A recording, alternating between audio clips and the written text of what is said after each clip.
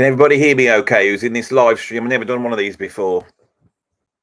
Can you say in the comments, like, I can see the comments over there. Can you say, we can hear you, Andy, okay? Because I was having a problem with my microphone. So if you can hear me, and I assume you can, the mic, you can hear me. Oh, brilliant. Oh, yeah, I've got a volume level on the bottom here. Right, so welcome to my reaction to the Black Sabbath concert. Now, obviously, I'm not going to sit here for hours and hours and hours, but I will be popping on. This is the first chapter, part 1, and I will be reacting to it. I can't show you it because of copyright and all that bit. So this will be like an accompanying thing, and if you can't watch it, then this will be the next best thing, because I'm going to try and describe it as best as I can. I have gone and bought a mirror so that I can at any point just like give you a bit of a blast of what's. I will try and do that. I don't know if I can get away with that if you can't see it, but you won't be able to hear it because I've got it on my headphones. Is that all right by everybody? There, we got 147 people in already. That's pretty good. This is terrifying. What does anybody want to do this for? Look, everybody's there. They're all talking at me. Hello, everybody. Wow, look at all that. Mr. Hartley Taylor, I know him. I've seen his name many a time. Goats Crow, I know him. Rick Barnes, all these names. I just saw Lobster go off. Fellow Lobster.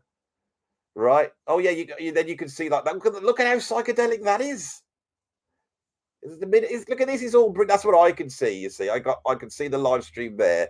I got Black Sabbath there. It's saying that we've got like just a couple of minutes to go, and then I've got my Mac here. That Mac there. The screen don't work. You see, that's why I've got it on the big screen like that. So yeah, that's better. That'll be. I tell you something now. That's better than the Sabbath gig. That is. Right. I'll put that there. They're playing Black Sabbath on the headphones. I don't. How many of you were watching this? 252 of you now. Wow, this is mad. It's like doing a gig in your bedroom with no instruments.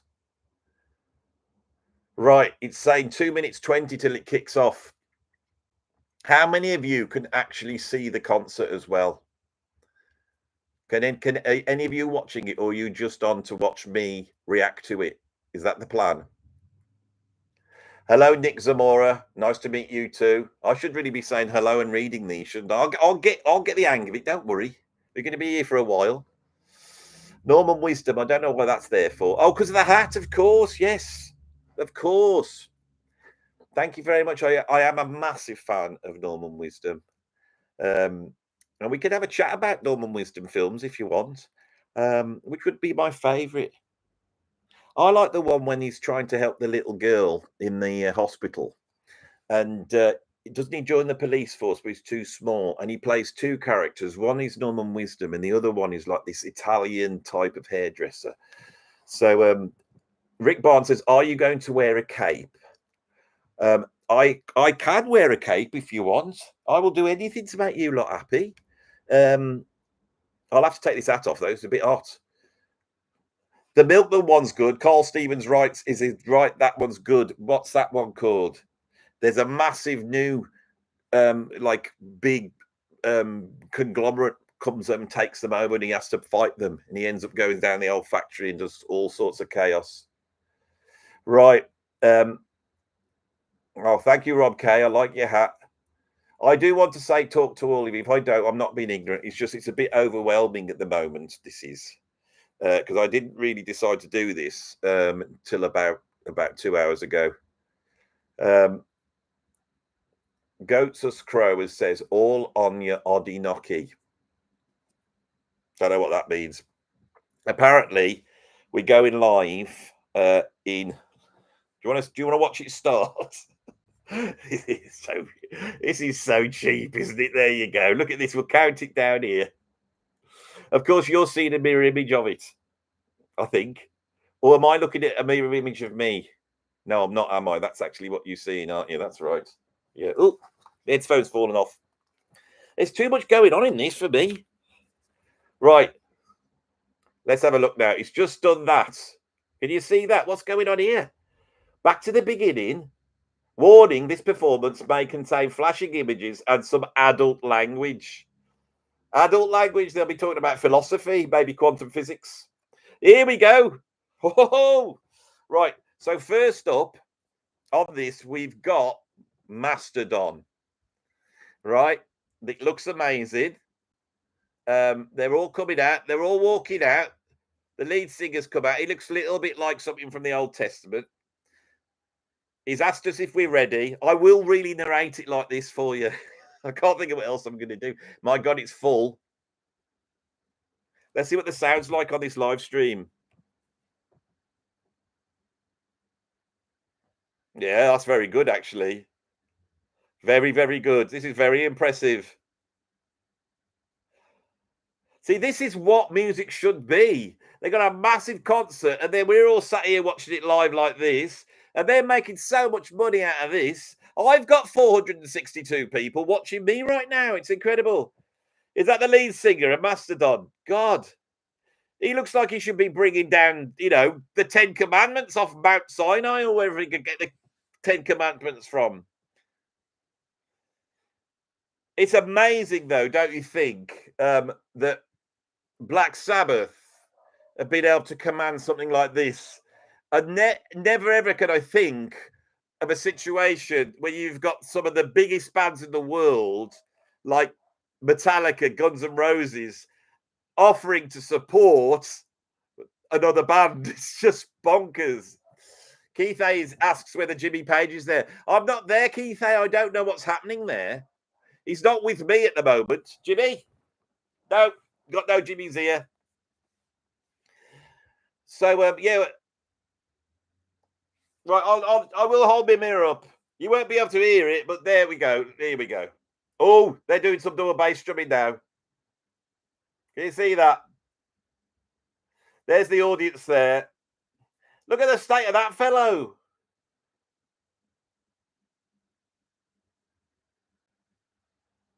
Great vocal for live, this guy. I'm going to be honest. Oh, tempo change. There's a Scott Ian fan in the audience. Yesterday, I filmed a video on rock beards, and I got two of my beardy friends, and we spoke a lot about the fact that Scott Ian is playing here with Anthrax, who I'm looking forward to a lot because I do like Anthrax. So get this up. If I could position this somewhere, if I'd have thought about this more, I could have had that there like that. So you can I will try and hold it. Look at them. That's like proper old new wave of British heavy metal headbangers there. Oh, it's very exciting, isn't it? Keith A, no problem. Nicholas Sadlier. Yes, he does look like God. Of course, this is going to be a big build-up with all these bands playing. We don't really know what Black Sabbath are going to do, unless are they going to do a full set or just 4 songs, or are they going to come on with other guests? So what's Ozzy going to be doing? Is he going to be stood up? I thought that with Ozzy, they could have built some sort of like Terminator 2 suit, like what's the name? Ripley wears. And then he could have walked out like that, like RoboCop. I'll put this up here. Can you see that there? And I'll position this, if I can, so it's permanently on them. Oh, I've got... There we go. Oh, you can't see it, can you? Hang on. Yes. You got a rough idea that it's in the background then. Shane Mullen. Hi, Andy. Good day from South Australia. Oh, I love Australia. What a place. Yes, Sharon Osbourne could well kill Ozzy on stage. That'll put a downer on the gig, I think, if he actually ends up pegging it. Yeah, I think so. Dr. Insomnia, you're right there. Maybe there is some sort of Frankenstein machine. I mean, if they really should have played into the fact that he's a bit feeble. But Mastodon are sounding very good. Did you just see the keyboardist in the background of the Mastodon gig? Look at him there. I always feel sorry for rock keyboardists. Sat in the background like that, not quite knowing what to play, right, what to do. I mean, I can hear no keyboards in this whatsoever. Emblematic and said it's okay if Ozzy mimes. I think that's the case. Ozzy can do whatever he wants today. Whatever he wants. Now, I will say to you something. I have got here, and I'll probably mention this many a time on this live stream. I have got my Black Sabbath all access areas pass, right? And that was supposedly when they did their last show on the December the 22nd, 1999. You can see it there at Birmingham NEC. Now, I haven't got my pass, but what I do have is this is actually Robert Plant's pass. I went with Robert Plant to see Black Sabbath back then. I met all the guys, right? I met all the guys. And then when I came home, Robert said, "You want my pass?" Of course, I grabbed it and kept it. I've kept it all this time. Now, when I met them, there was a bloke called Jeff. And Jeff was, you couldn't see him, but he was off stage playing keyboards, guitar, and I believe singing some of the Ozzy Osbourne bits, if not a lot of them, if you know what I'm saying. Now, Jeff's dead now. And I had some mates who knew Jeff. I can't remember his second name. Now, even though he was off stage, Jeff had a full wig on. He'd obviously gone bald at that point, but he had a full long blonde wig, which I thought was very impressive. And he had a big beard, and he'd also dyed his beard yellow. So he looked like something off Mount Olympus, which of course is next level after looking all Old Testament like that. I wish I was there. Do you wish you were there? See, the thing is, if I stand for too long, my back starts hurting.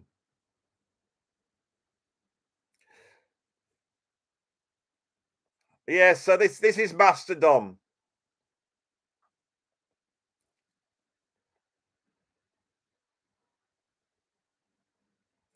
I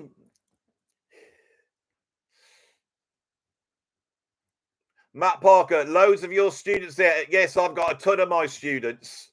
I've got to remember when I forget what to say, because I got drawn into watching it then.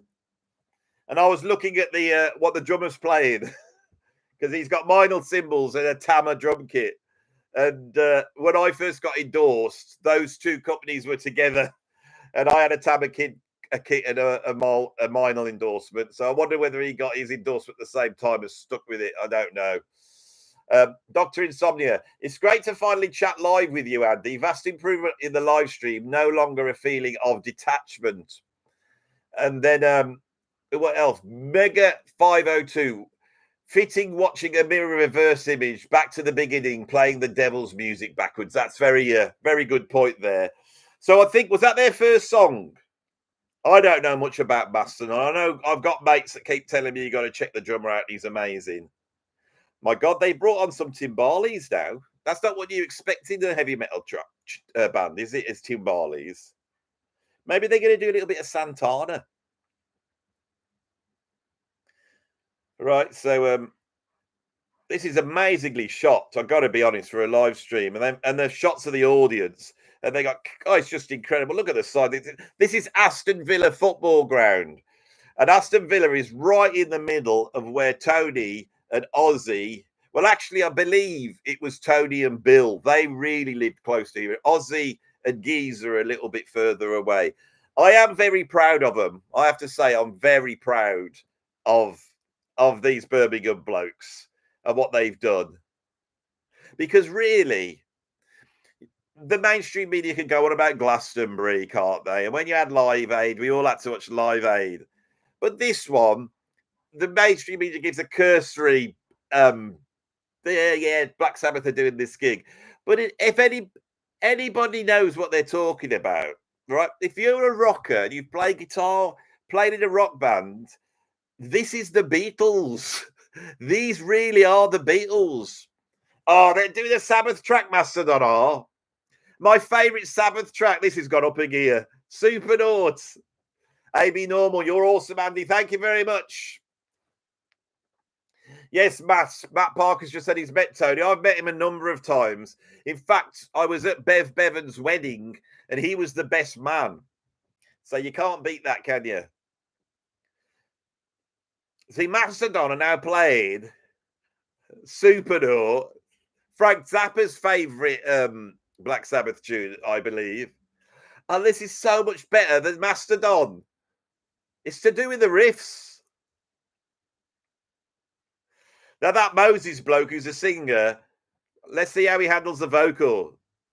I got a feeling he's going to chicken out of that vocal. Someone said that every band is doing a Sabbath or an Aussie cover. This is like the best thing ever. Yeah, I imagine Bev's backstage there. A lot of my mates will be backstage. I'm not backstage. And I feel being a stalwart of the Kidderminster music scene and now a YouTube superstar, I felt that I should have had a guest pass. And I haven't. So, you know, not too happy about that. You know, not to rag on Black Sabbath, but for me, when I do that voice, I'm reading in one of the comments out, Blue Collar Bites. Not to rag on Black Sabbath, but for me, I was never impressed by them. In fact, I found their music to be soulless. They did nothing for my body or my head. Okay, that's enough of my ragging. Blue Collar Bites, you are welcome to your opinion. I salute you for having a contrary opinion. I salute anybody who has a contrary opinion. And I welcome them. Without contrary opinions, the world would be a rubbish place. So well said if you found them soulless. I do deserve a backstage pass, Mr. Hartley Taylor. I'm glad you're backing me. Hartley's always backing me up. Or Hartlaw Taylor. Oh, I think that's his name, but reversed. Dr. Insomnia. YouTube superstar you are. And drummer you can claim you are. I am, yes. But they're not doing the vocal, are they? Oh, no wonder they got the timbales. See, this is what makes Sabbath better than Mastodon. I'm not having a go at Mastodon, but not in a million years would Mastodon have a calypso breakdown in the middle of their heaviest track. And I do believe that's Dave Bloody Long. No, that's the bloke from Tool, isn't it? Who I said was overrated, and I can't remember his name now. Yes, the bloke from Tool, the drummer from Tool, Danny Carey has come out. They must all be drummers. This is the best thing ever. This is Danny Carey. Thank you, Russ Sizer. Danny Carey. Thank you, Lobster. They should. Yeah, I think. I'm not. I can't find that. Some people are putting a few complaints in the old chats, but I don't feel this is a day for complaining. I think this is a day for pure joy. As long as Dave Grohl don't appear, I'm happy. As long as Dave Grohl doesn't appear. They're back in now. But that Moses bloke, he's not singing the Ozzy parts. Ozzy does not get the recognition as a singer. Right? If it was easy to do, he'd be doing it now, and he's not. Oh my God, the drummer's singing it now. He's drumming, he's singing it, and he's reading the lyrics. I can see he's strapped the lyrics to his leg. I really feel that the mirror needs to be brought in at this point. Where are you? No, that's me there. Look. I was better at it before. There we go. There we go. Can you see that? I'll try and hold it there. Look at they're all headbanging. This is the best thing ever. I love rock music. I really do love it. Look out, they're all proper people there. All the real people in the world are there at the moment. Not the fakers. Not the fakers. The real people. They're all there at the moment. Pure joy. Devil signs in abundance. And they're going for the slow double repeat of the final riff. That was amazing. Mastodon, you've done well. I salute you. I will give you one of those, Mastodon. That was very good. Oh, it was very good. Yes. Are they done now? Is that it? What's the drummer doing? Now this is interesting because we don't know what's going to happen because they finished, and now it's all gone quiet as the next band comes up. So I suppose I should read the comments. What we got here? There's a whole bunch of stuff. Someone said that Ronnie James Dio's Black Sabbath, you know, the one that did Heaven and Hell, then Mob Rules, and then the great Live Evil. I love that double album. I felt that was far better than any. I mean, you'd had that Live at Last, hadn't you, album before then, and I didn't think much to that. But yeah, for me, the Ronnie James Dio Sabbath is far more sophisticated than the Ozzy Sabbath, but not quite as I felt that Sabbath had a naivety that covered up how brilliant they actually were. And actually, I think I'm being serious now. I think they're very good musicians, very good. Bill Ward's obviously a jazz drummer and he's got a whole ton of chops. What's going on now? They got adverts now. Anyway, Antonio Iommi, I think it would have been very interesting to hear how he played before he lost the old fingers, because I think he had to start again, and so we'll never know what that was like. Of course, him losing the fingers, having to play light gauge strings, down tune, all of that really creates the sound of heavy metal in a way. Michael Esperanza has mentioned Bill Ward's Red Tights, which I'm glad someone's brought that up quite early on, because of course, on the album Sabotage, he is wearing red tights. I'm not too sure why. And I think he's got stripy underpants on underneath. Oh, Bill, you feel like he wasn't quite with it when that photo shoot was organised, and he had to turn up quite quickly. And so he grabbed some red tights, as you do. And that's what I mean by the naivety of Sabbath. Right, we got people talking now. There's a Londoner talking. So they've got this bloke on now called Alex Woodford, and he's a Sabbath fan. He's having a chat now. Now, I mean, he looks the case. This bloke is chatting, and he's up on the Black Sabbath bridge. How many of you have been to the Black Sabbath bridge? I was there the other day, but I didn't go and like sit on it or do anything. I just walked past it. It was when I was going to see Stephen Wilson at Symphony Hall. So yeah, we got this wait now. Bird Farmer, too early in the day for Supernauts. Well, I don't know. An American has come on now, and he's talking very loudly into camera. And he's thanking Black Sabbath for being, he said, Black Sabbath, thank you for being you. That's a very American thing. Now he's getting very exciting. Yes. Our American cousins, they're always able to communicate in such an animated way compared to us English. But now we've got this, and this American lady's come on. She wasn't as animated. We've got a Native American on now, and he's got these horrible masks in the background. I thank them too. He's just thanked Sabbath. Now we've got this beardy bloke has just come on.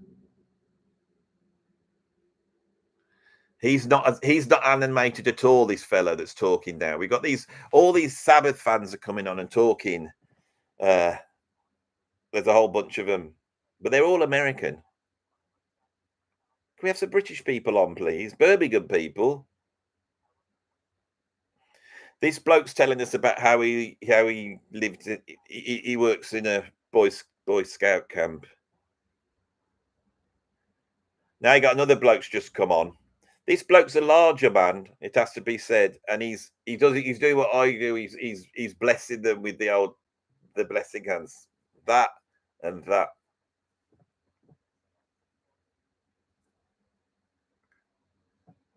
Yeah, there's a lot of people chatting now. I'll tell you a fact that people don't realize about that. Everybody thinks that represents the devil horns, right? And it doesn't. It represents the fingers that Tony Iommi lost in the factory. And when you do that, you're going, look at the lack of those figures. It didn't help Tony. It didn't stop Tony from reinventing heavy metal. That's what that means. It's a completely positive thing. That's what that means. That might not actually be true, but it's better than the sort of quite negative thing that we get. Because the thing with Black Sabbath, although they sang about Satan, they're never on his side, ever. They're always warning you about him, Satan. I mean, they warn you about even a wizard that doesn't seem that bad. I mean, this wizard comes along with his tinkly bell, as we know. Here he comes along, tinkling his tinkly bell, and they warn you about it. Right now, there's a bloke just right. We got the next band is up now. Right, this bloke's come out. He's obviously the lead singer of Rival Sons. He's swearing. He's got like a bowler hat on, which I quite like. He's just used the F word again. If anyone's watching this at home on the afternoon with their kids, they're potty mouths. He's just swore again. This is what it's going to be like.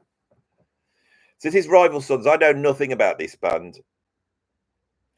It looks like Jason Momoa in a bowler hat. This bloke.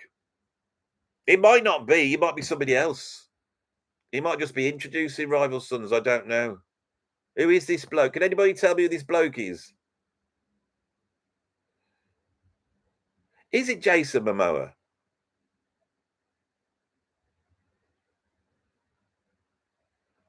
Who are you? Who's this bloke?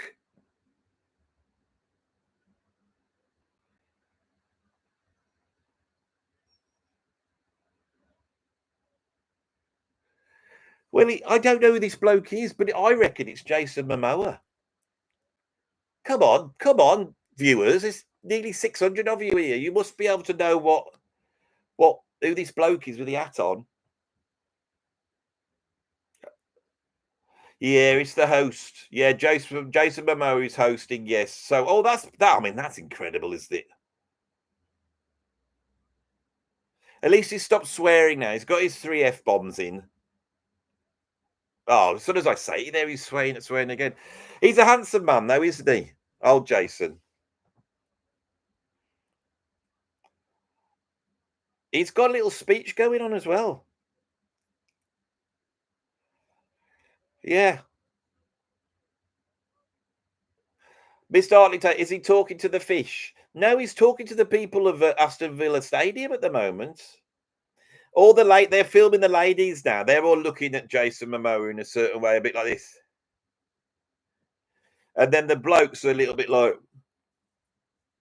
that. And they don't realise they're in the live stream as they cut between Jason and he's swearing again. Oh, so that's Jason Momoa then. Off you go, mate. I wonder why he's got that hat on. Do you think he's got a wig on? You think he hasn't got that long hair, really? Right, Rival Sons has come out.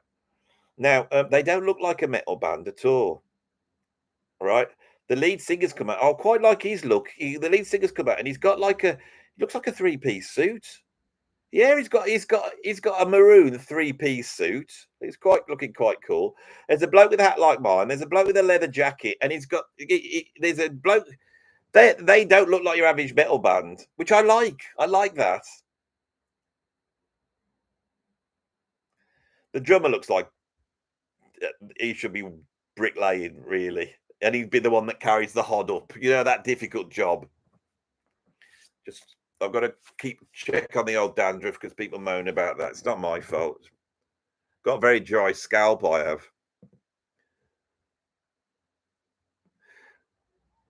I mean, this bloke's a good singer. He's like old school, this Rival Song singer. He looks like a cross between Robert Plant and Jim Morrison.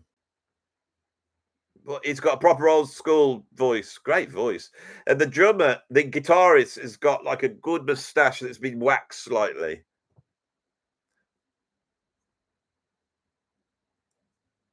And this is it's a bit Zeppy. But his voice isn't so Zeppy, though. I'm trying to think who he sounds like. Someone more modern. Rival Sons. Do we have any Rival Sons fan? Brenda Vincent has said that Rival Sons are from Nashville. You've got to fill me in with these modern bands. You know, if it's jazz rock, fusion, or prog, I'm on your man. Once it gets to these type of bands, I'm a bit out of my depth, really. Matt Parker said a bit like Electric Era Cult. It is, isn't it? It is, without a doubt. Mr. Hartley Taylor said, play Supernaut on 45 RPM and it's a polka. I will do that as soon as I get out of here. Where can you watch to? Well, you have to buy a ticket, Dog Poke. This is the problem. It's expensive ticket. You know, that's why I thought I'd provide this service for people just sat there going, oh, God, I can't watch it. I've got to wait until it gets put out and all this bit. I thought I could provide a service here where you can't actually, well, you can see it because I've got my mirror. You see? This is what Rival Sons look like. There they go. This is a little bit cheap. I don't know whether YouTube will recognize this and send some people around to the house and tell me to stop doing what I'm doing. But at least you know I am actually watching it. I'm not cheating you. There's the bloke with the waxy mustache. See, look at his purple three-piece suit. Very good. It's very good, that is. Very rock voice. Very good. Very soulful, I think. Let's position this. I want it on me. Let's just see if we can put it there. So if you sneakily look, you will see a little bit in that mirror there. It's like that. You can imagine I can imagine I'm driving now, and if I want to know what's with the mirror you're moving, I could just have a look and think, oh yeah, it's Rival Sons. Right, so getting a good close up of him. Well, that song was a bit lackluster, to be honest. Oh, it's still going. And the drummer's going, he's doing one of those beats where you go, but it's like the Queen, we are the champions beat. I never know whether that's a good choice, you know, amongst drummers. He's working hard though, I'll give him that.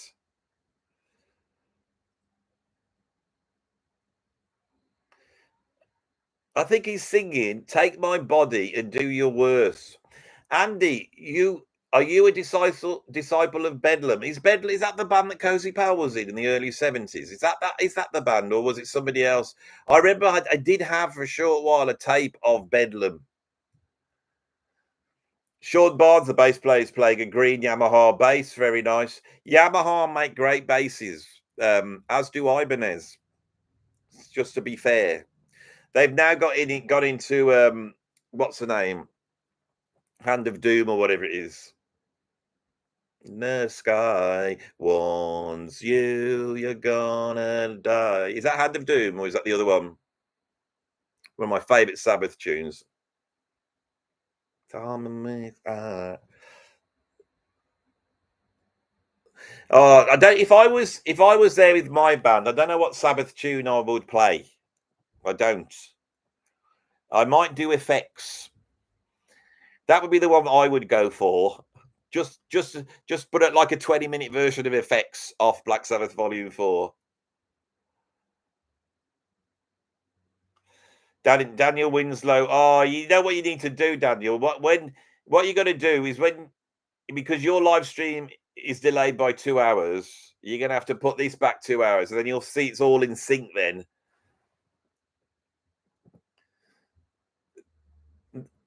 I don't think this is obviously not Fairies Wear Boots. This is a Hand of Doom or Electric Funeral. I think it's Electric Funeral, actually. I think Goats of Scrow could well be right there.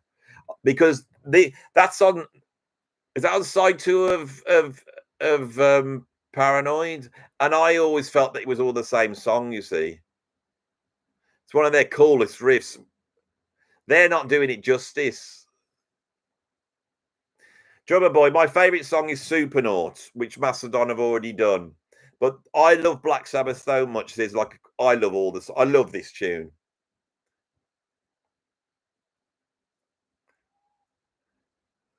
Sympathy of the Universe is great. That's like when they really start to every album they were getting heavier, weren't they? And I think Sabotage is where they reach peak heaviness. Mark Palmer says, is Rick Beato there doing a commentary on the chord changes? Well, I think he fakes that old Beato, doesn't he? I don't think he really can do any of that ear training stuff. I think they prepare it all. I do. I don't think I've never seen him doing it live on a live stream. Well, I have, but I'm still going to besmirch him. Drummer Boy is talking about seeing Guns N' Roses live. Dr. Insomnia has said phony Beatomania has bitten the dust. Are you sure about that?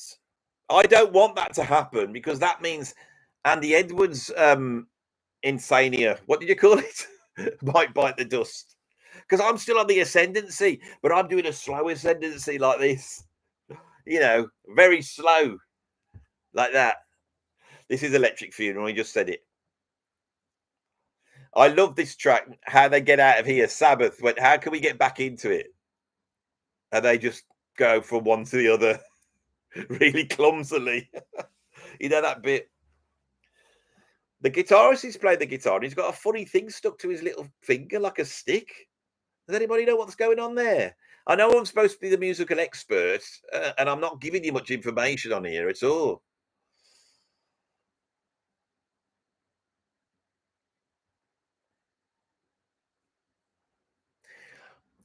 Peter Brickley says Ozzy should sing Heaven and Hell. Well, I've played Heaven and Hell because when I was playing in Quill with Bev Bevan, Bev actually did spend some time in Black Sabbath because obviously after they'd done the album Born Again, they went out on tour with almost like a super group, and it never gets described like this. But yeah, basically had Ian Gillan on vocals.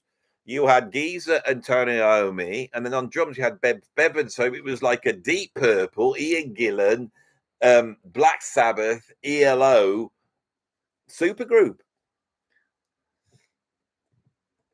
So what have we got going on? Never mind, no way is this the gig of the weekend, says Charlie Farley. Well, obviously Oasis were on in Cardiff last night, and I did watch that gig later on, and I thought it was very good, to be honest, I have to say. Those songs have stood the test of time. They're not virtuoso musicians, but they don't need to be. And I have to be honest as well, watching Liam up on stage, the bloke is, you just watch him because he's got a ton of charisma, and that's what makes a rock band. I know we like to have all our virtuoso jazz and prog here, but we have to remember what rock music is all about. And Matt Parker says Joey Rawonka is a great drummer. It's true. I got into him many years ago, and when he was playing with Beck, not Jeff Beck, the other Beck. Someone said, sadly, Black Sabbath will only play 35 minutes. I think that's more than enough, to be honest. I'm surprised they're doing that. If they'd have done 4 tracks, I'd be happy. We're not here to see Black Sabbath. We're here to honor Black Sabbath, and we're here to watch other bands honor Black Sabbath. As far as I'm concerned, they can walk out at the end of the gig and they can put 4 thrones at them, and we just sit on the stage for 20 minutes and we just clap like that. I'd be happy with that. So whatever they do is a bonus. Drummer Boy says Bonham is absolute the best drummer. Now, of course, where I live, I'm about 5 minutes away from John Bonham's grave. And I wonder, with this conglomeration of heavy metal superstars in the West Midlands, they're all just up the road. I wonder how many are going to be trekking down, which means they'll be coming through the road that's just running over there, driving past my house to go and see Bonham's grave. Colin Burrows, Iommi will carry the band. He's still got it. Geezer's still got it. Geezer has been a vegan and a very healthy man for a long time. Tony Iommi is as sharp as a tack. I've met him a couple of times. Bill Ward, of course, has drunk a lot, I think, over the years. And he now has one of those noses that you would expect to get on some sort of English gentleman at this time of Samuel Pepys, one of those noses. But I want to see what Bill's like because he's such a great player. The whole thing is Aussie. But Ozzy's a law unto himself. And the thing is, Ozzy wins out. He wins out because of his pure joy of being there. It's the joy of being there. He doesn't try and be cool. He doesn't try and be like evil. He never does. He just comes along and he just claps his hands like this because he's so happy. when I saw him, he kept doing like these. He'd go down to the floor and then he'd leap up like that and down to prove that he was fit. He won't be doing that now, obviously. There's a discussion of who the best drummer is here. High number says best drummer stuff is corny. It can't be quantified. Nah, but it's fun to do it though. That's what you got to remember. You know, high number. Yeah, you can't do it, but we can still do it. So who's the best drummer today? Who would I say is the best drummer? I normally go for Vinnie Colaiuta. He's the best drummer in the world. Someone said Keith Moon. Someone says Tony Williams. Tony Williams. Could he play a groove? That's the question. I'll say that on a live stream. I'd never say that anywhere else. Right, so the Rival Sons blokes has got no shoes on and he's now on the floor. They're doing a Texas Shuffle. High numbers, Utty Singleton. One of the first, along with Baby Dodds, a whole bunch of them back then. Very important. Jim Keltner, great drummer. Miss Dartley Taylor, Maureen Tucker. She's a bit lower on the list, I'm afraid. Old Mo. Dave Clark. Matt Parker says Tony could play a groove. He sort of could. Sort of. I do have some inside information I can't share here about gigs he didn't get. Technically, Thomas Lang is pretty scary. I know Thomas quite well, or used to know him, and tour with Thomas a lot. Yeah, he's got some chops. I can remember doing a clinic with Thomas Lang, and he was on stage, and he was playing really fast. And my mate looked at him and said, "How can you play that fast?" And I said, he told me on the sound check he never plays at full speed. And my mate said, "Thank God, because if he plays any faster, he's going to go back in time." Zach Starkey's situation. I nearly did a reaction about Zach Starkey's sacking. It's completely unfair. He did nothing wrong whatsoever. What happened was old Roger Daltrey, he comes out, he starts to sing the song. Now he can sing the song, but they weren't ready. And when he got into it, he hadn't accommodated to the key. And obviously he had to do what old men do when they got to go for the high notes, which is just a bit of truss adjustment or whatever it is. And he wasn't ready for it. So he cocked it up and he decided to blame Zach Starkey. Val, Simon Phillips, one of the greats in the world. Marco Miniman, yes. I know Marco. I've done clinics with him. Yeah, they do. They kick your bottom when you do a clinic with a bloke like that.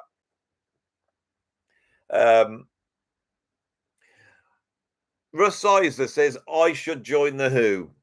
I don't ever want to go out on tour again. I don't want to play any gigs again. Don't like it. I'm much happier sit here. I mean, I've got nearly 600 people watching this at the moment. I've driven for 4 hours to play for 15 people. This is great. Andy should be playing for Pill. I might consider that because my wife's such a huge John Lydon fan. Miss Dartley Taylor, singers blaming the drummer is tried and true rock and roll. It is so true. Us drummers are much maligned, of course. So we're having a long conversation here about the best drummer. I mean, this is the sort of thing I could have done at any time anyway, couldn't I? I'll have to do more of these live streams. I'll see what the outcome is for me. I'm enjoying doing this, and I'm enjoying providing the service and entertainment for you.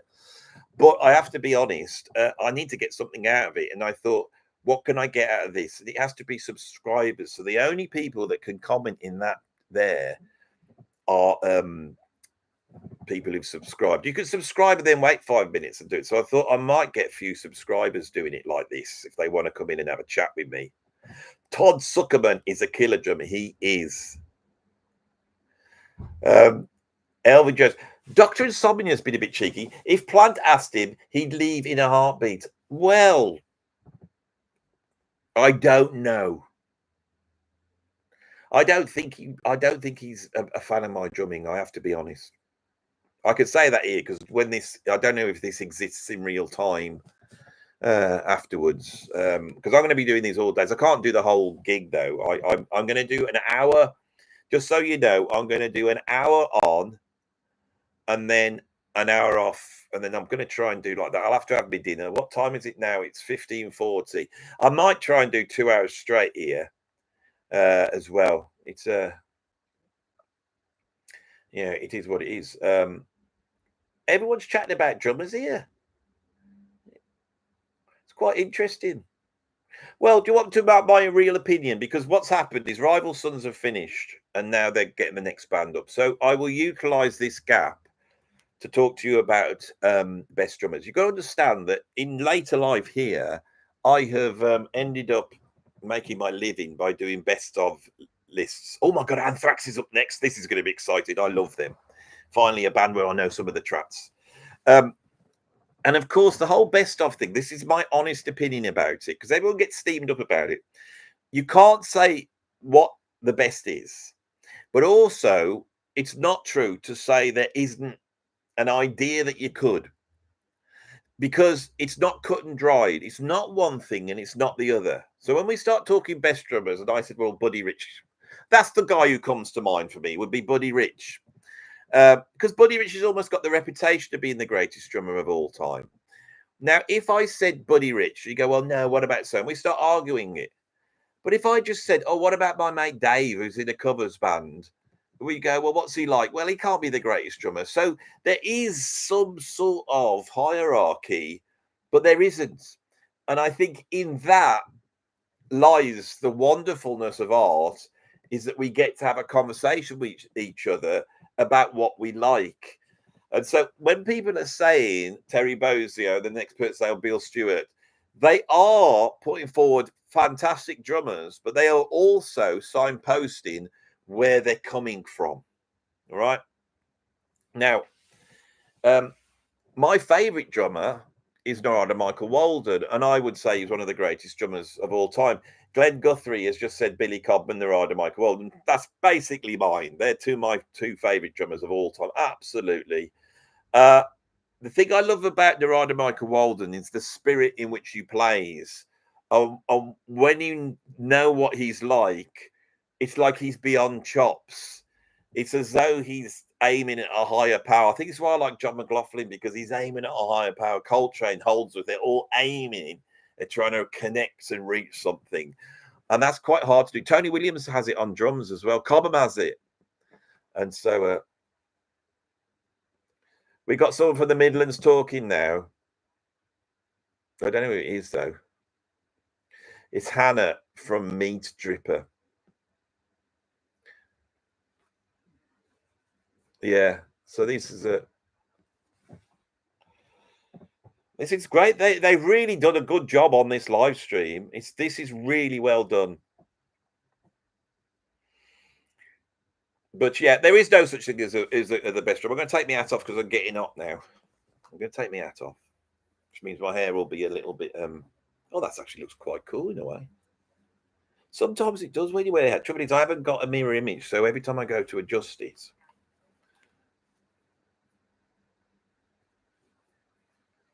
Actually, I've got a mirror here, and I can sort it out here, can't I? It's a bit.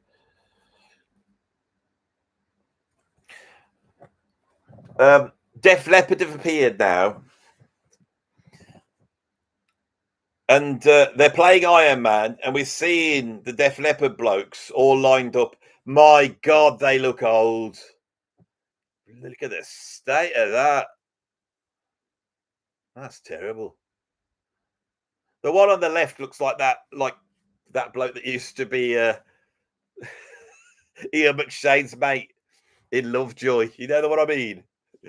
There's a bloke in Def Leppard looks just like him. The bloke that's in the Devils, Ken Russell. We got an American on there, but he's from the south. He's got a great accent.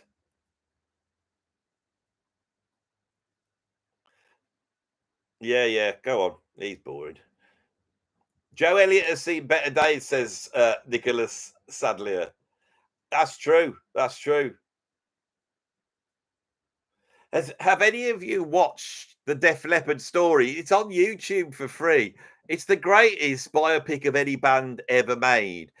If you are looking for quality entertainment, you're going to get quality. Well, quality's not the right word, but it's just absolutely wonderful. Way better than that Elton John one. Way better than the Queen one, right? It's just way better. Go and watch it. It's just brilliant.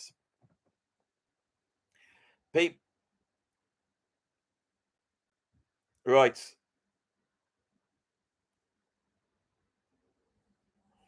There's a bloke on stage. He looks like Buster Blood Vessel now, called Matt Bowater, and I feel like I know him.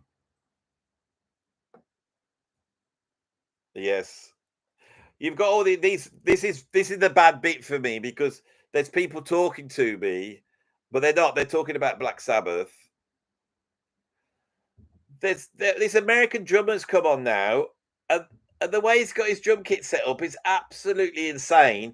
And where he's positioned the camera, it looks like he's got a black moustache where the cymbal felt is lining up with under his thing. Right, Anthrax is coming on now. I'm gonna sit and react to this. Are you ready for this? How many Anthrax fans have we got there? There's 641 people watching this. That's bonkers. Absolutely nuts. I don't know what to say. If this is how many I'll get on a live stream, I'll have to do some more of this. We'll have to organise some proper live streaming. My mate's got this really complex live stream set up with multiple cameras and all sorts of things going on. So we could organise to have some guests and like have a show. Would you lot like that? The Andy Edwards show, which you can get involved in. That would be amazing, wouldn't it? Charles Harrison, hey, Anthrax is good live, but I wouldn't buy their albums. That's ridiculous. I love Anthrax. Anthrax are quirky, and they were brave in their want to expand the boundaries of heavy metal. And so a lot that we take for granted on the prog metal thing, of rap metal, all of that has its roots in this brilliant band. And for me, of all the drummers at that time, Charlie Benante was the man for me. Such incredible playing. And Charlie Benante invented the blast beat. There's Scott Ian. He's got a long white beard, looks like a beaver's tail flapping in the wind.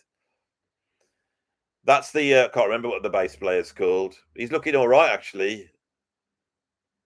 They're playing Indians off Among the Living.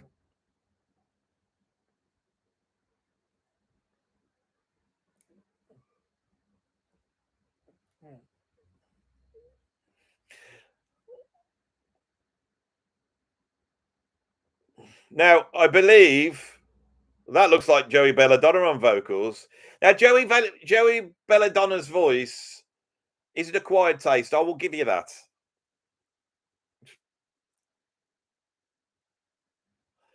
He looks exactly the same.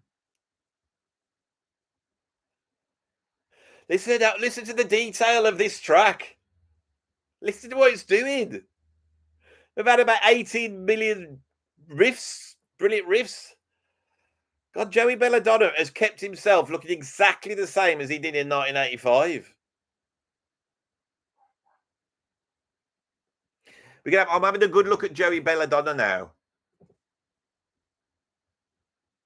Are we sure that Joey Belladonna hasn't died and then bequeathed his skin and they've got someone else inside his skin in a sort of Texas Chainsaw Massacre type of way, which of course is extremely heavy metal, isn't it?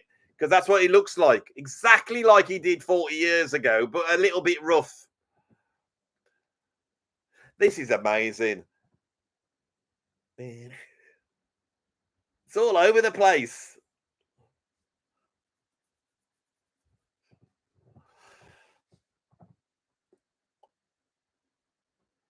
Yeah, Matt Parker, Charlie Benante, he is a monster. And he's got a lovely groove. Lovely grooves. He's relaxed. Their stuff was really hard to play. Really hard to play.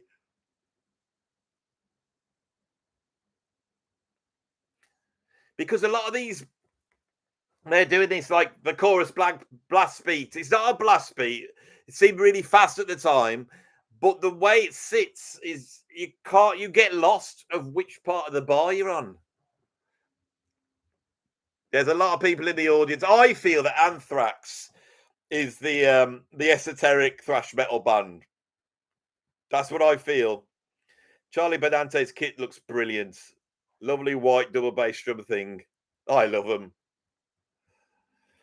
Andy, how far are you from Aston? If I was to get in the car and drive now and there's no traffic, it would be half an hour. But with traffic, probably an hour because you've got to go through Birmingham. Mark Palmer, Ozzy has Dave Grohl locked up in a dungeon, being tortured by a dominatrix. I reckon what they did is they went, Dave, do you want to come to the Black Sabbath thing? And he went, yeah, I'll do that. I can take it over. I'll take it over with me Foo Fighters, and that now represents rock music to everybody. And they said, okay, well, meet us down the whatever Pizza Hut or something like that. So he goes running down like this. As soon as they get him, the Black Sabbath heavies come out. They get him, they bundle him up, tape him up, stick him in the back of the car, and they've driven him up to the Outer Hebrides and dumped him there. And he's having to try and make his way back. And you can make a film of him returning back, and he could try, like a little bit like John Cleese in Clockwork, trying to get to the gig. And when he gets there, it's all finished, and there's just a few cups, blowing about on the empty Aston Villa ground. That would be a brilliant film, wouldn't it? Indians. It's funny that they went for that song. Now, someone say Dave Grohl is really Jason Momoa. No, he's not. He's that Llewellyn Bowen bloke who does the makeovers.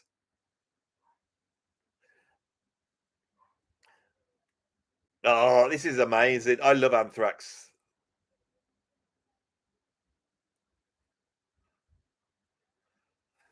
You know when Pantera come out? I love Pantera. Right? I can do all the fast stuff and blasting and screaming. I don't mind all that. I like it all.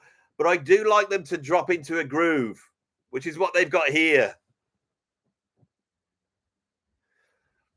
Oh, this is amazing. Charlie Benante has got, he's obviously grey like me, but he's dyed it black, but he's got it short and just brushed back. So he looks a little bit like somebody in the mafia in the 1950s. And I always feel that's a very cool look for rock. The guitar solos are always bonkers in Who was the guitarist in Anthrax? It was the little chap, wasn't it? But he's not there, is he? I remember he was really tiny, wasn't he, the guitarist? And there's nobody tiny. He's obviously not in it anymore.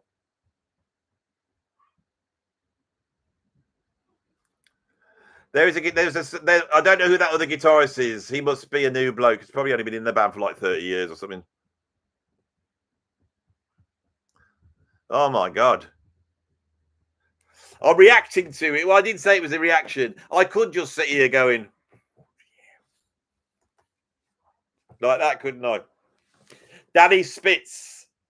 That was the guy, tiny little fellow. They probably lost him, Danny Sissi or something like that.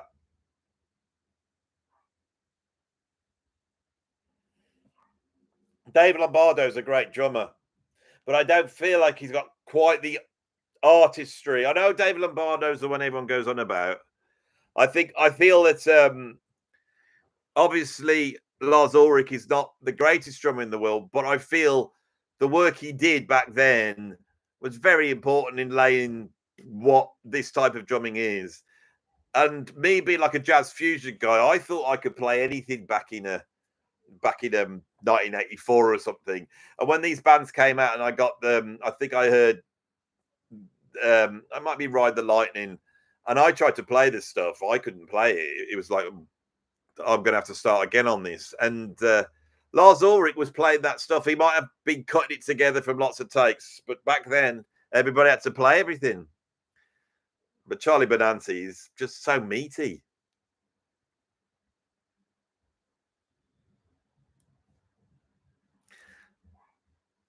Indians is still going on because that's prog. That is prog. What we just heard there was prog. I don't think you're allowed to call it Native Americans Indians, are you, anymore? Just want to say, if I just said, I always worry when I say that. Some people are still going on about who the best drummer is. Scott Ian Oh, am I back on? It just said that my connection was unstable. Oh, I've got a brilliant connection at home. So Scott Ian is doing the talking as he should.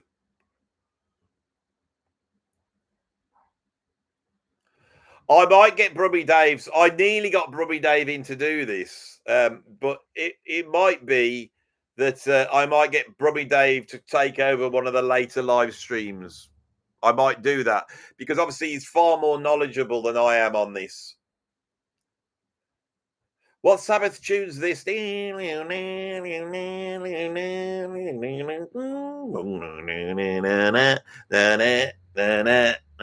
this is off of the first album, isn't it? Anthrax are great, but they get hate from people who don't like them being one of the big four. But they are one of the big four. Was anybody around back then? Into the Void, that's the one, yes. Into the Void. So this is off Masters of Reality, is that right? I never had that album. I had loads of tracks off it, but I never had I know this tune inside out. No. Someone said I thought Brummy Dave was Roy Wood. No. Roy Wood is Roy Wood. Brummy Dave is Brummy Dave. Don't get those two confused. If I was in a band, I would be going for Sabbath, Bloody Sabbath as well, because that riff in the middle is so unbelievably heavy.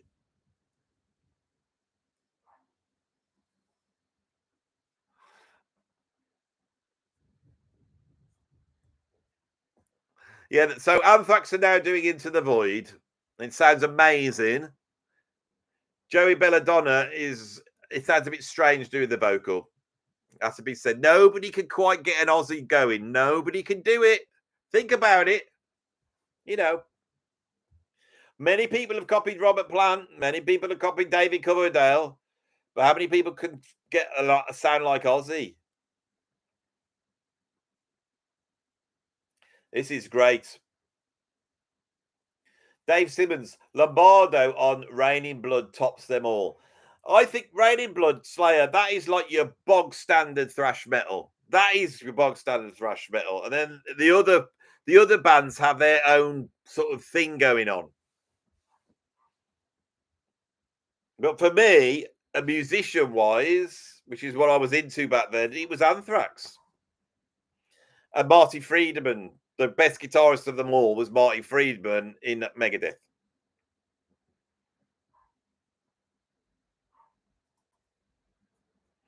Yes, Barry Muggle's not very well at the moment. Someone said Barry Muggle should have hosted. He's not very well at the moment. Oh, Barry. Yeah, he's strained himself. In a terrible. He's had a terrible progressive rock related accident that he told me not to tell anybody about because he's very embarrassed by it. Very embarrassed by it.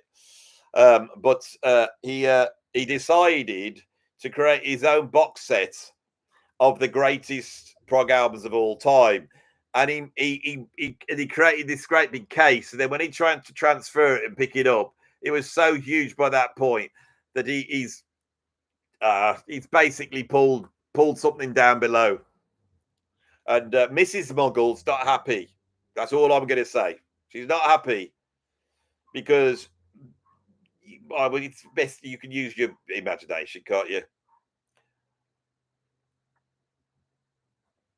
Joey Belladonna is freaking me out. He looks exactly the same. Think about it. Think about what you look like now and what you looked like back in 1985. Imagine keeping that look for 40 years straight.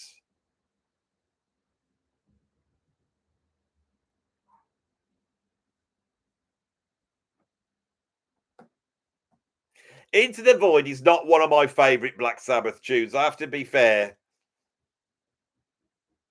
It's good because everything by Sabbath's good, but I loved it when it started off. I remember always thinking this.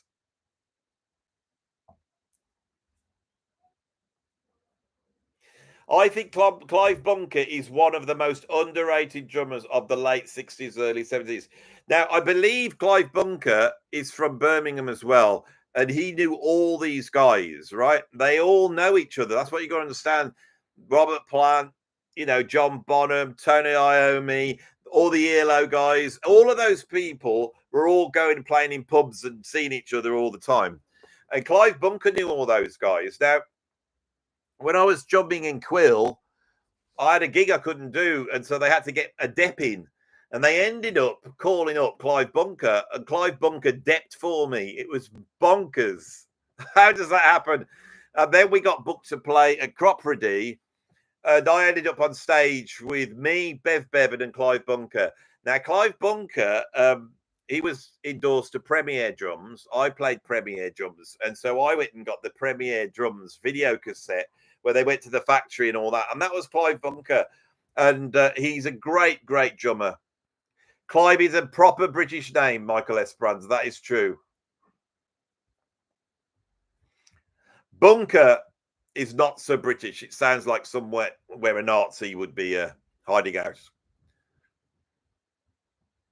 Russ Sizer, Barrymore Barlow was just incredible. Yeah, greatest drummer of the 1970s in terms of rock drummers. He had a fusion guy. He's not a fusion guy. He was a rock drummer. But in terms of chops, incredible. Like, there's no one that can touch him. And what he was doing on double bass drums in the mid-70s was just way past anybody else at that point. Well, that was very good.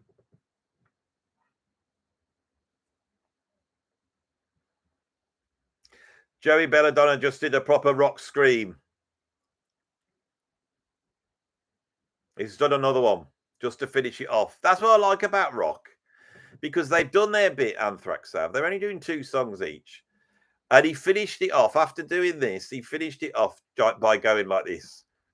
That's how he finished it off. They're getting a photograph taken in front of the huge audience. And they've all got the same T-shirts on. And Joey Belladonna, as they're doing their big thing at the end where they all do that, he's just lost his microphone and it went all across. Joey Belladonna's a bit of an idiot, isn't he, really? I think that's what I like about him. He's like a front man should be a bit of an idiot. If they're not willing to be an idiot, get rid of them. They're up there taking it.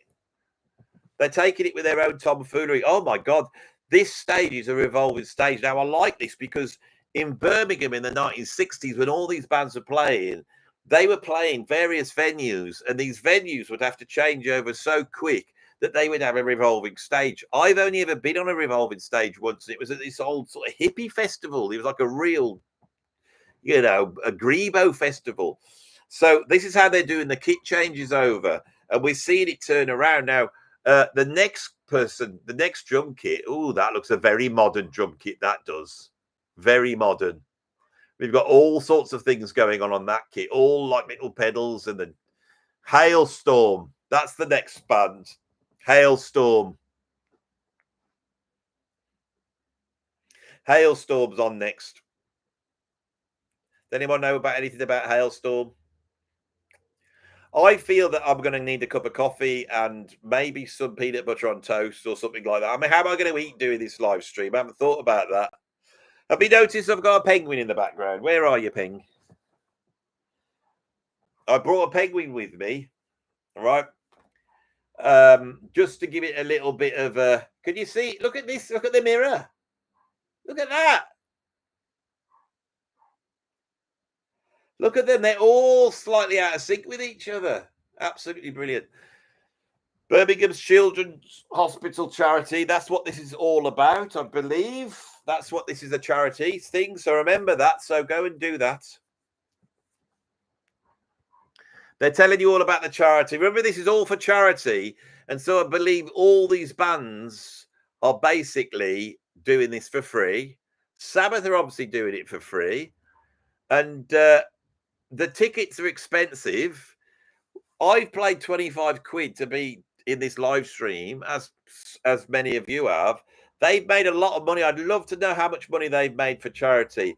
And if Black Sabbath go out making $1 million for Birmingham Children's Hospital, I salute them, and I will say this is the greatest band of all time. The greatest band of all time.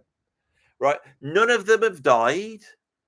Right? They formed in 1968 as Earth, and here we are, 2025. Right?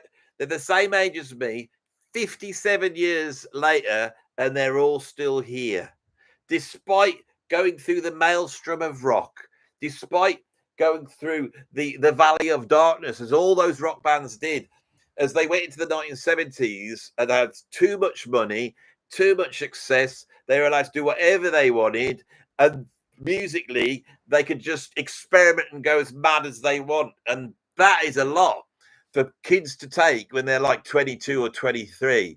Right. Remember, these guys are born 48, 49. So when they were doing Paranoid, which is one of the greatest, most important albums in the history of rock and roll, they were 21 years old. Now, if you got a bunch of 21 years old and gave them that sort of unparalleled power, what they're going to do is blow up toilets and take tons of drugs and try and get with as many girl rock fans as they can. And they all did that. But Black Sabbath, because they're made of tough stuff, that's the truth. We aren't talking to some, like we're not talking like Zeppelin. I mean, they're a proper rock band, but they were a bit I don't know, a bit more like pre-revolutionary France aristocrats. But but so this bloke's talking, he's put me off. But with Sabbath, they're tough blokes. So they just get through it. They get through it like one of those dogs that you can't kill. Not that you should ever want to kill a dog, but those sort of tough dogs. What have we got going on now? I'm a bit annoyed because, right, think about it. They've got all these people that they've interviewed for these little bits inside. You would have thought that they would have contacted me, wouldn't you, really, to say my two pennies? I mean, who's these blokes? Yeah. How many of you are actually watching this? I don't know whether to react to it or just to chat to you. I don't really know. Oh my God. Marilyn Manson's on. And oh, he's terrified. Look at this. I mean, I think you have gone to it. Look at this.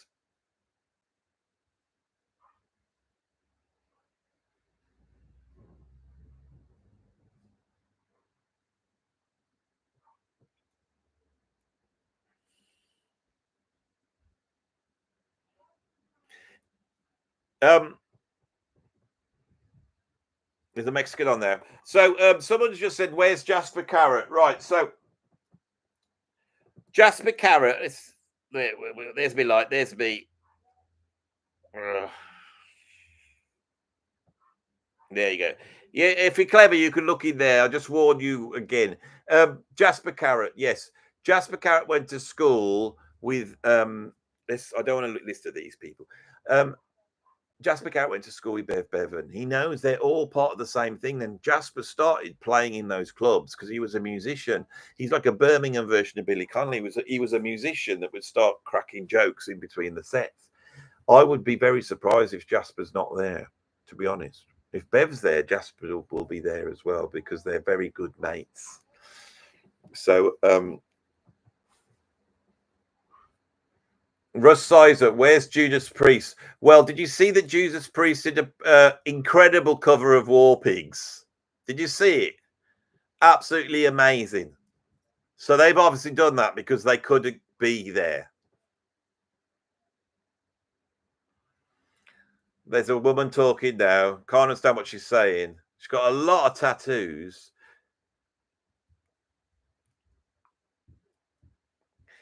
We've got all sorts of people from around the world talking now.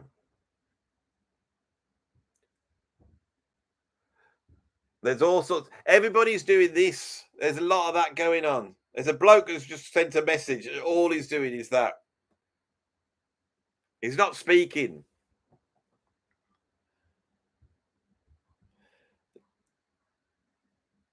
Lisa Harrison Squires is on now. It's got a very manly voice. There's nothing wrong with that. Halestorm are on now. Halestorm, sorry. Halestorm is the only female-led band on the show. That's not right, is it? Really? I mean, what we got going on now? Andy, will you do a video on the non-Aussie Sabbath eras? Does anybody want that? You know that Tony Clarklin that was one of the singers? I'm on an album with him. It's all about me, you see. When you realise that, you'll make much more sense. Witchfinder General in the house. Oh, proper new wave of British heavy metal band then. So we got Halestorm next. So let's see what happens now. So they're walking out. There's a girl walking out, and she's got no trousers on, and I could see her buttocks. She just asked me if I can feel it.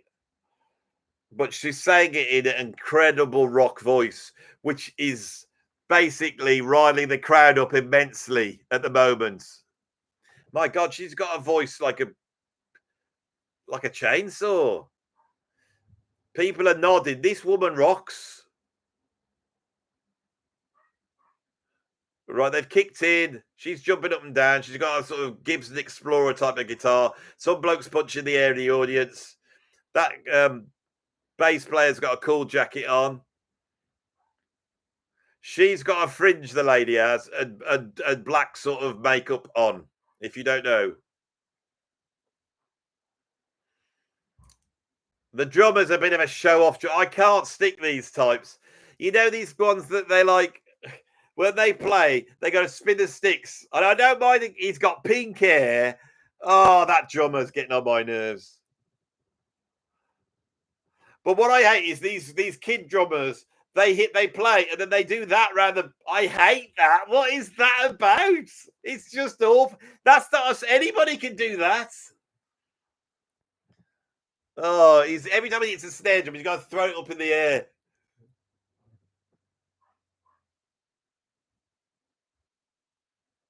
Good vocals. This is quite modern metal sounding. So it falls into the. I don't like this band. There's your hook. We've got a pop hook for the chorus. This happened with Blink-182, right? It happened after Nirvana. When Nirvana happened, the whole grunge thing, the music industry went, oh my God, heavy metal's become pop music now. Let's drop some hooks on the choruses and you get this type of thing now. But the audience are loving it.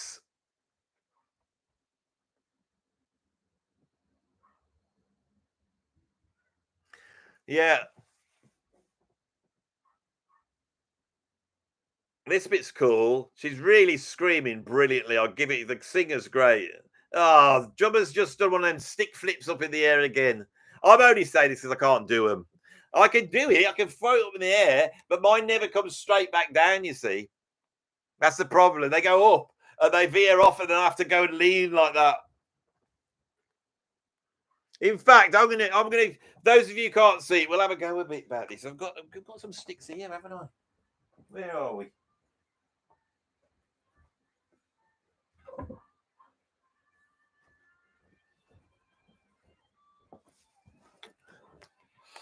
What's bizarre? I'm just gonna grab the drumstick, and I've picked up my Vita Beat drumsticks. Now, Vita Beat is my friend Scott Garrett. He's got a company that makes this product, which is like a health thing for drummers. I've taken it. It's great. It's like a drink or whatever, tablets, all sorts of different things to try and keep you healthy. He's also got things for when your hands and all that. And he gave me these sticks, which I've been using to practice with. But Scott Garrett was in a rock band before he did all this called the B-Movie Heroes. And he was one of those guys that used to do that. like this. But this bloke, he hits it and then he goes up like that. See, I can do it, but drops it. I'm only going about 6 foot though, you see. I think it always surprised me when it comes back down. Do you remember old Greg Bisonet and Dave Lee Rothband? He always used to throw it up in the air and then he'd have one tucked behind his back and he'd just pull it out from behind his trousers. That's a drummer's trick, that is.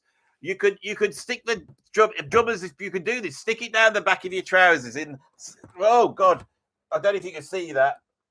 Like that. See, I've got that back down the back there. And so say you're playing and then you want to do one of these pink-haired snare drops. So they go bang, throw it up in the air. It goes off and then you just go, whoa, you got it back in your end.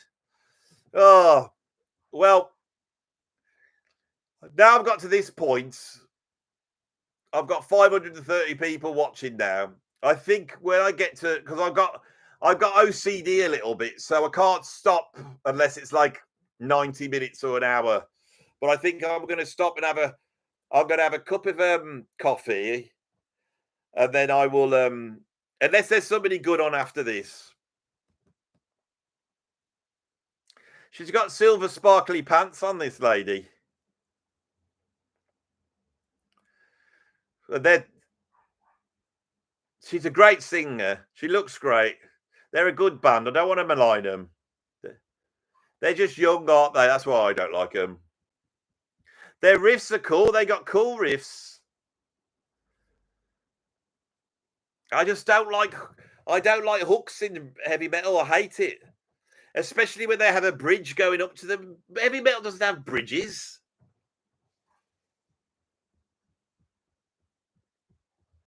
She's great, though, as a front person. I'm going to give her it. And the drummer is great. These younger drummers really know how to bang these sort of double bass drum beats out.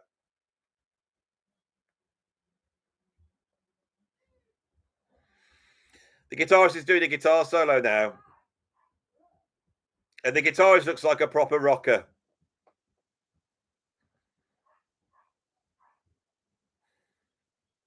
The thing is when you watch these live metal bands, I'm going to tell you something else that I notice as well. On the record, the bass drums are going really fast. Now, I've got fast double bass drums. I've always had fast double bass drums, right? And last year, I spent 6 months speeding them up even more. I've got fast bass drums. I might look like an old bloke with grey hair, but I've got fast bass drums. The prog corner's in the house.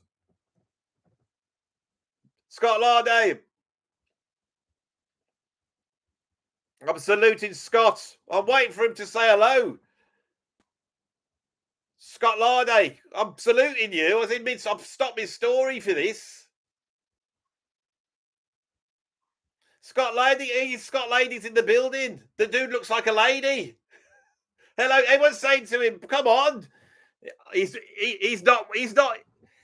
You know what he's done? He thought, oh, Andy's doing a live stream. I'll jump in and say a few comments. And he's buggered off. He's just trying to grab my subscribers. That's all it is. Ignore the bloke. Ignore him. No, he ain't going to put anything. He doesn't know this is going on. Not watching. That's what I say to Scott. I have a love-hate relationship with Scott Larday, as you know. I was telling a story before, and I forgot what that story was, but I feel I should finish the story off. Oh, yeah, it wasn't a story. It was about double bass drums.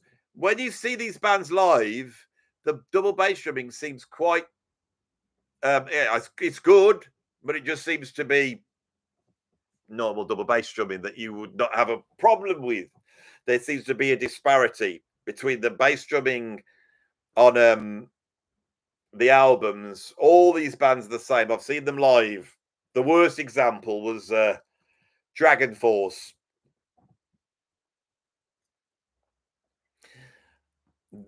John Morley has said Lizzie Hale is the singer of this band called Halestorm. Like, Andy doesn't realise he's shouting. Sorry, but I've got these headphones on, you see. So I've got the heavy metal really loud in here. And so I'm shouting You know, like, see, when when I was little, we had a stereo, and my dad had headphones. And when he put them on, I go, Dad, what's the record like? And he go, it's really good, really, really good. He'd shout like that. You know, like when old people go on like Zoom and they shout. And I'm doing it. I will try and drop the voice down. Well spotted. Emblematic. I didn't realise I was shouting. I have a very projecting voice, you see, from my teaching days. So Halestorm has a great cover of "Still in the Night," which I assume is the Led Zeppelin copy track that White Snake did. Dragon Force is an interesting band. In the progressive rock world, in my world, there is a guy called Clive Nolan, and he plays keyboards in Pendragon. And Clive is really prog, even for prog. And this band turned up at his studio to make their rock demo, and they were really into Iron Maiden. And when Clive started to produce it, he said, why don't we put in some big neoclassical proggy chords? And he arranged a lot of these sort of choir vocals, which Clive's in, thus giving Dragon Force their sound. Their sound is actually down to Mr. Clive Nolan, who's a bit of a prog genius, I have to say. What else have we got going on in the talk? I'm keeping my eye on the old viewers to this live stream. It is dropping down a bit, and my YouTube knowledge says that I might have to take a break and set up another live stream. I hope because no one wants to sit here. I mean, we'll have a break. Are you lot ready for a break? I will be back. What I'll do is I'll have a cup of tea, I'll have a piece of toast, then I'll come back up here and I'll set up the time so you can check out when the next one's coming on. I will try and do this all day long. Mr. Hotler Taylor says he's enjoying this. Magnum are excellent, another Birmingham band. I know their keyboardist, Rick Benton. I think I know everybody from all the Birmingham bands, or I've at least played with them or met them, except for Duran Duran. Can someone tell me what Jakey Lee and Rudy Sarso are appearing in? Don't they have some sort of supergroup they're putting together? Is that right? Is Halestorm also do a great cover of Dissident Aggressor? That's my favorite Judas Priest tune, and that is where metal really went up a gear when they made that, Sin After Sin. And the reason is because of Simon Phillips. Absolutely incredible. Christopher, Brummy Dave. Will Brummy Dave be joining us today? I don't know, because I'm at home. And certain accoutrements that I need to summon Brummy Dave are not here. If you know what I'm saying. Mr. Hartland Taylor, Scotch egg and tea and biscuits. He knows me well.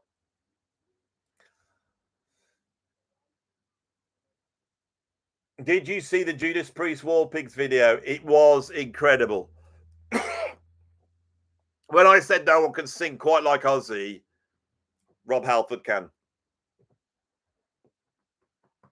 Born Again was an abomination of an album. Yeah, I didn't want to say that. Saxon from Barnsley. That is a statement of facts. Although Brian Tatler, the guitarist with Diamond Head, who played a big part in some of the bands that were on this bill existing, right? And also is the connection between bands like Metallica and Birmingham. He's playing for Saxon at the moment. Now, I know Brian a bit, and he's been on the channel, and I did message him this morning asking him if he's going to be there. I don't know. Russ Sizer, Brian Tatler is class. He is class. A massive prog fan. There's none of this. None of this would be happening now if it wasn't for prog. And Sabbath were a prog band. What do you think? Sabbath, prog band? Paul Durix has brought up John Saxon, of course, who is the sort of Italian-American actor that played in many of my favourite films. And he was from Brooklyn, and he was in Enter the Dragon. That is true. Enter the Dragon, great film. I have a very big fan of the channel who was a martial artist, and he grew up with I won't get into all that. I don't think he's a Black Sabbath fan. High number, was Keir Starmer a Pet Shop Boys fan? Or I don't think he was that. Don't be so facetious. That is not right, high number, to cast aspersions like that against. And it doesn't matter if those aspersions are real. It doesn't matter what Keir Starmer likes. Of course, he didn't like Pet Shop Boys. Brodsky beat he liked. Right. So Keir Duller, yeah, who is famous for starring, of course, in 2001: A Space Odyssey. Halestorm have gone off. I've got a little bit of dandruff in my eyebrow. I'll just remove that because that's going to put me off. Oh, is it?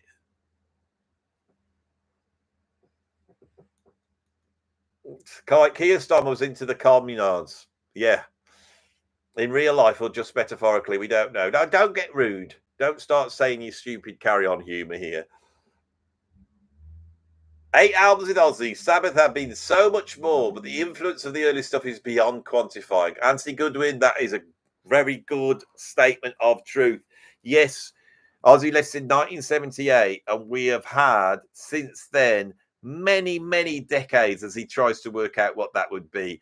It's 40 odd years against 10 years. But how many bands are like that? I mean, we go on about Bill Bruford in Yes. That's the defining Yes with Bill Bruford. He was only in it for 4 years. Keir couldn't have liked the Pet Shop Boys as he hadn't his sound chip implanted yet. I know. I don't want to say too much about Keir Starmer on here because I feel that Keir Starmer is so far away from Black Sabbath. There's these two things. Next up is Lamb of God. Lamb of God. I have listened to them and I do know who they are. And I know the drummer's very good. What's the drummer's name? He's got that. His name. What's his name? The drummer. Very good drummer. In fact, the drummer has had some health problems. Chris Adler, that's the guy. I was watching an interview with him the other day. He's had some health problems, and he's had real problems in playing double bass drums and all the stuff that metal drummers do. And he's had to work around that, which I was very interested in how he's done that. The thing about drumming is it takes it out of you. I have suffered for the last 20 years with a whole bunch of hand problems from hitting the drums. I'm a heavy hitter, you see. I'm okay at the moment. I'm sure Brummy Dave could make an appearance if you had a marker pen, and yeah, or I could go. I could go and summon him. I could. Couldn't I? If enough people ask for him, I'll have to supply him. I'll have to supply what people want. That's what I'm here to do. For those of you who are actually, if you want to know what's going on, there's a little mirror there, and you can see all the time what I'm reacting to. I know it's not like super technology. Tim Brennan, more live streams, Andy, please. You could do live stream reaction vids and we could chime in. I know. This is easy. This is. Right. We got people talking now. So somebody's gone into some old Birmingham factory. I wonder if it's in the Black Country Museum. And so they're talking about industrial Birmingham. Birmingham, we salute you. Coffin handles. That's what she's making. Sarah is telling us about making coffins. Don't get drawn in. Yeah, I think I'm going to have a cup of coffee, and I don't know if I feel in the mood. I might go in there because Dave hasn't got a phone. You see, I know in the last video I rang him up, so that yeah, but he hasn't got a phone at the moment, so I'm going to have to go around his house and knock the door, if you know what I'm saying. So I might go and do that. So I will be back in a bit. I am now going to go. Thank you for watching this live stream. I haven't got a clue whether this will then exist forever, but I think an hour and a half is long enough for part one of my reaction to the Black Sabbath day. Let's call it Black Sabbath day, shall we? Shall we call it? We'll have a little bit of a rest.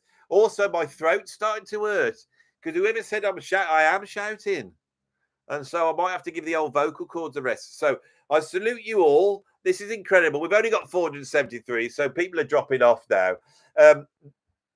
This has worked quite well, so I may do this again. I've actually set up a little live streaming. Can you see? Look, this is my live streaming setup. I've got that computer there. I've got my camera on a stand there. Billy Idol's on now. Oh my God, look at the state of him. All these rock stars from my youth, they look like they've been desiccated.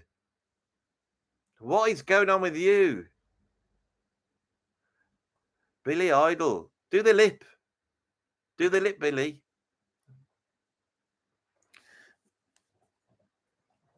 My God. There's a lot of people talking on this. You know, whether you have like Vox Pops from all over the world, there's some strange people coming on. This bloke sounds like he's going to take over the world. We got a rock chick from Austria, and she's got a cardboard cutout of Ozzy and a snake. Yeah, they're all strange, aren't they? They're strange, but that doesn't matter. We love them all. That's the whole point, isn't it? Right, I am going to go now. Thank you all. I'll see you in a little bit. I don't know how you switch this off. You press end stream. So let's go and do that. I'll see you all. Like and subscribe. Go to the Birmingham charity. Go and find the link and put some money in if you can, because that's very important. That's what this is really all about. And I'll see you all soon in a little bit. Bye-bye, everybody. Bye-bye. Bye-bye. Bye-bye.